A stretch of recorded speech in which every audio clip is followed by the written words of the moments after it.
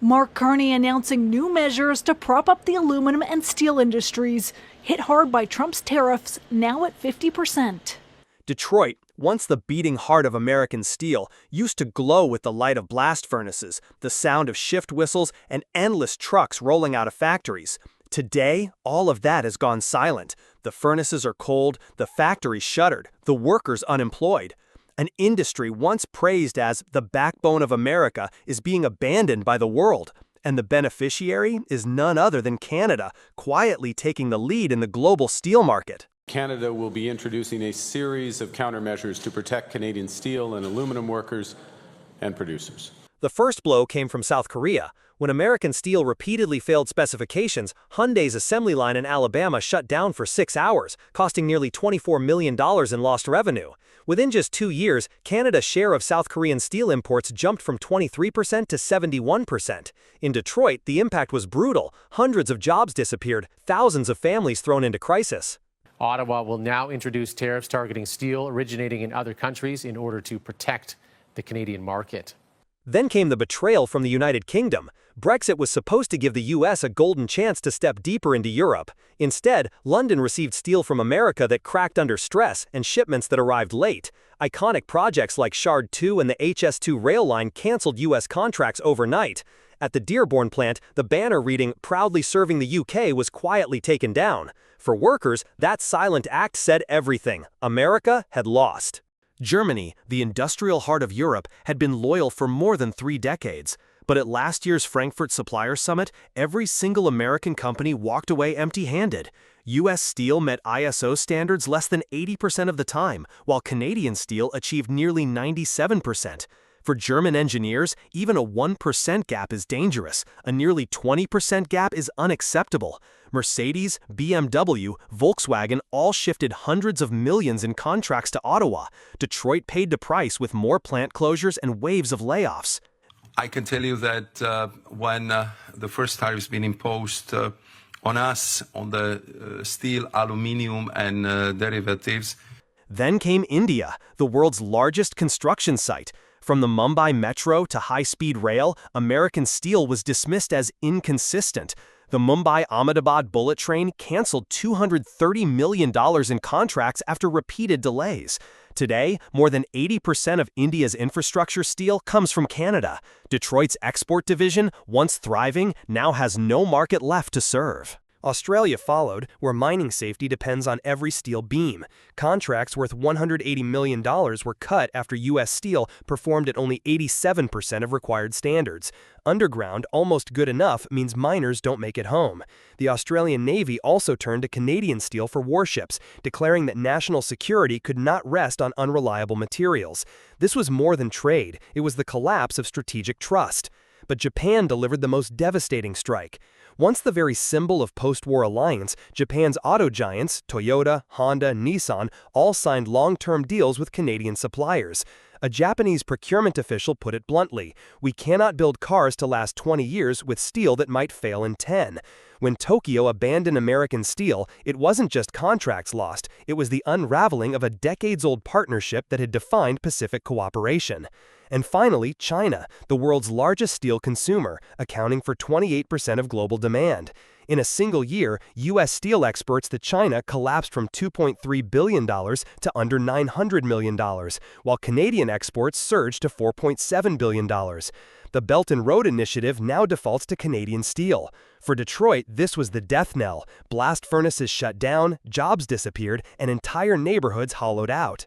7 nations, 7 rejections, 7 nails hammered into the coffin of America's steel industry. This is not just about lost contracts. It is about lost trust, lost influence, and lost future. Today it is steel. Tomorrow it could be autos, technology, or even defense. The echo inside America's empty steel mills is not just the sound of cooling metal. It is the cold warning of industrial decline. When the world no longer trusts what America builds, the fall of an entire economy is only a matter of time.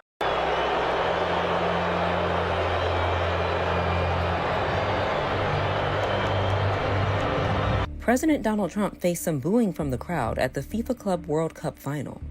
Philadelphia acknowledges that the Trump administration's general crackdown on immigration could impact their World Cup event. The countdown to the 2026 World Cup is ticking louder by the day, but instead of celebration, a political and economic earthquake is threatening to rip marquee matches out of U.S. soil. What should have been America's golden stage to showcase its soft power to billions is turning into a brutal stress test for the Trump administration's trade and immigration policies. FIFA isn't bluffing. With just 90 days' notice, entire blocks of group stage matches could be pulled from the United States and sent north or south of the border. And here's the chilling part: this backup plan is already locked and loaded. The cause? A web of tariffs and visa barriers tightening around every part of the tournament. Visas like fortress walls. 12 countries are outright banned from entering, including Iran, already qualified for the tournament. Tens of thousands of fans are raced from the stands with the stroke of a policy pen. For those still eligible, a $250 visa integrity fee and wait times stretching over 300 days have made attending the World Cup nearly impossible. Tariffs strangling the supply chain. Every steel beam for upper decks, every LED scoreboard, every flood night system is stuck at border checkpoints under new rules. Costs are skyrocketing, timelines slipping by weeks or even months. Stadiums are being forced to cut features and swap in cheaper materials, the kind the world will see clearly on live broadcasts. We want them to come, we want them to celebrate, we want them to watch the game, but when the time is up, they'll have to go home. The result? A double disaster for both the economy and America's reputation. Economy. Billions in tourism revenue could vanish if matches shift to Canada or Mexico. Hotels, restaurants, and bars, geared up for a record-breaking summer, could instead face empty rooms, mounting debt, and staff layoffs. Tens of thousands of seasonal workers, servers, translators, security personnel would lose the income they counted on to cover months of rent, medical bills, or debt payments. Reputation. The World Cup is a declaration of a nation's ability to deliver on the world stage. Losing matches not because of natural disaster or war, but because of domestic policy would leave a stain not easily erased. International organizers could start seeing the U.S. as a risky bet for future global events. It is a great achievement to bring the World Cup next year, the FIFA World Cup in 26 here in the United States, together with Mexico and Canada. Meanwhile, Canada and Mexico are quietly seizing the moment. Canada boasts political stability, world-class sports infrastructure, and fast, straightforward visa processing, visa-free for many countries. Vancouver and Toronto are already upgrading their stadiums to FIFA's highest standards. Mexico brings the pedigree of hosting the 1970 and 1986 World Cups, legendary venues like Estadio Azteca and BBVA, and an open-door entry policy for much of Latin America, fans who could fill stadiums with just a short flight. If FIFA pulls the trigger, the map of the World Cup will be redrawn. The U.S., once the centerpiece, could find itself pushed to the sidelines, watching Canada and Mexico take the spotlight. And this wouldn't just be a sporting loss, it would be a diplomatic collapse. The world won't remember who won the opening match, but they will remember how the U.S. lost it. In the game of soft power, the image of empty seats, relocated matches, and fans turned away at the border will outlast any highlight reel.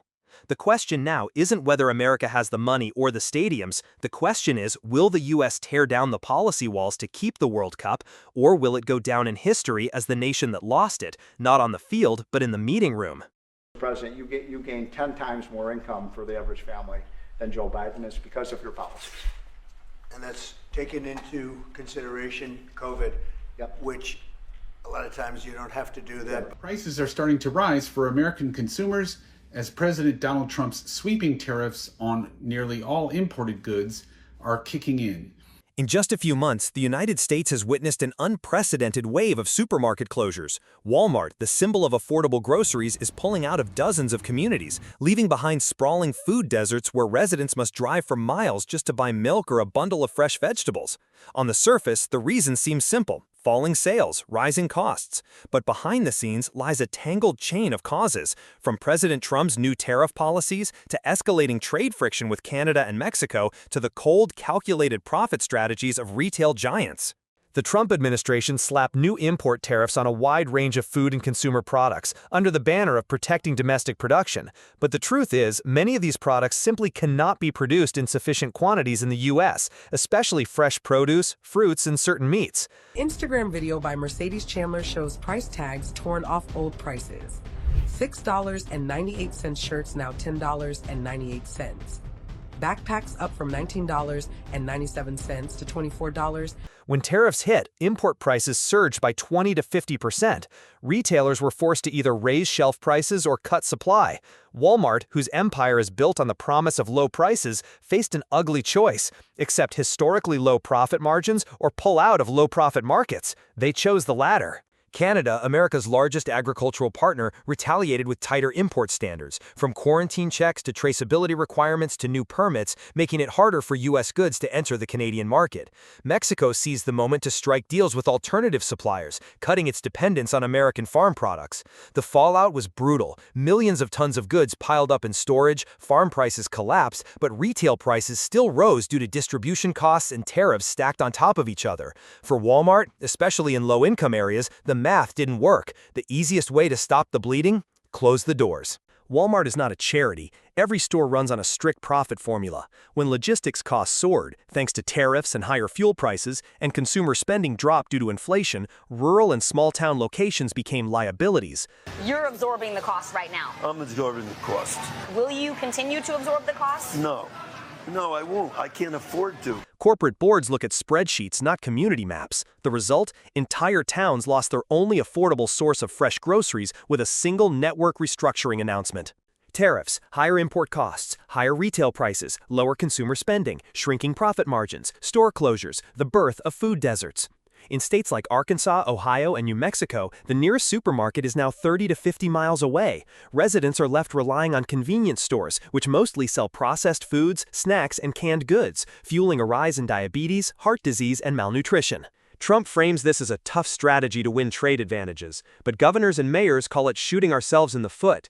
They warn that slapping tariffs and triggering retaliatory measures without strengthening domestic distribution systems is a recipe for localized food crises.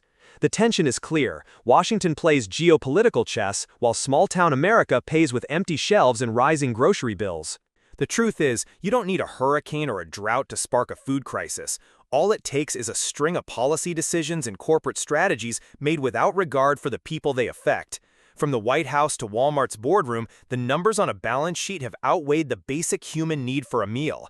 And when the last store in town shuts its doors, a food desert is no longer an abstract term. It's your home address.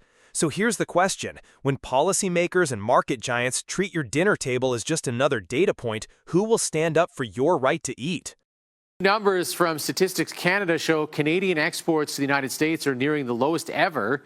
Exports to other countries, though, have reached record highs. If there is produce from the U.S. and produce from Canada, and they're the same, of course, I'll go Canadian, of course. Just when North American trade seemed stable, Canada suddenly unleashed a new shield under the guise of protecting consumers: stricter food safety and traceability laws. On paper, it's a reform for public health, but in the eyes of analysts, it's a calculated trade retaliation aimed squarely at America's agricultural heartland, states that carry political weight and rely heavily on exports to Canada.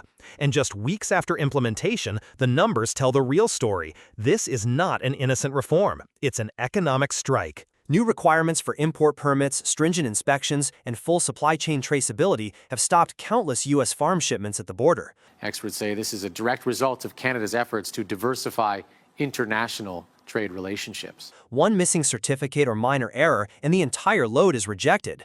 For a market worth tens of billions of dollars, this is a direct hit to the lifeblood of U.S. farmers. From the farm to the rural community, the impact spreads fast. Exports stall, shipments sit idle in border warehouses. Commodity prices plunge, some down 20 to 25%. Costs rise, more testing, longer storage, extended transport times eat away at profits. Processing plants cut shifts, workers lose hours or their jobs. Transport industry loses contracts, trucks and rail lines cut runs. Rural towns struggle, retail sales, gas stations, and local services drop. Banks tighten credit on worried farmers. I think there will be some long-term impact where American products and American brands will be negatively impacted long-term. The corn and soy belt sees exports to Canada drop over 40% in a single month. Prices fall 25%. Mid-sized farms face bankruptcy. Nebraska, beef prices collapse, forcing ranchers to liquidate herds. Meat plants cut shifts. Wisconsin, dairy exports crash. Family farms edge toward closure. Minnesota, wheat, corn, and soy stockpile. Delivery contracts canceled. North Dakota, customs delays pile up. Border warehouses overflow. South Dakota, beef prices sink. Grain and meat inventories grow unsold. Illinois, soy oil, ethanol, and feed plants lose contracts, seasonal workers sent home. This isn't just domestic protectionism. Canada is striking at key U.S. election battlegrounds where farmers' voices echo loudly in Washington. The message is clear: keep the market or change your tariff and trade stance. Meanwhile, Canada fortifies domestic production, secures its own supply, and builds a trade shield to withstand pressure from the White House. If this lasts 3 to 6 months, the U.S. could face its largest farm bankruptcy wave in decades. Unemployment would spike, spending would collapse, and rural America would slide into recession. U.S. agricultural dominance in North America would erode, while Canada grabs more market share. And as goods clog the border, the entire regional supply chain would slow, pressuring both economies. The U.S.-Canada clash has moved off the negotiation table and into a shadow battlefield, where technical standards and paperwork have become weapons. Ottawa struck with precision, hitting both the economic and political nerve centers of Washington. The question now isn't who's right, but who can endure longer. As border warehouses overflow, factory floors fall silent, and small towns begin to wither, both sides will pay. But one side will break first, and Canada is betting it won't be them.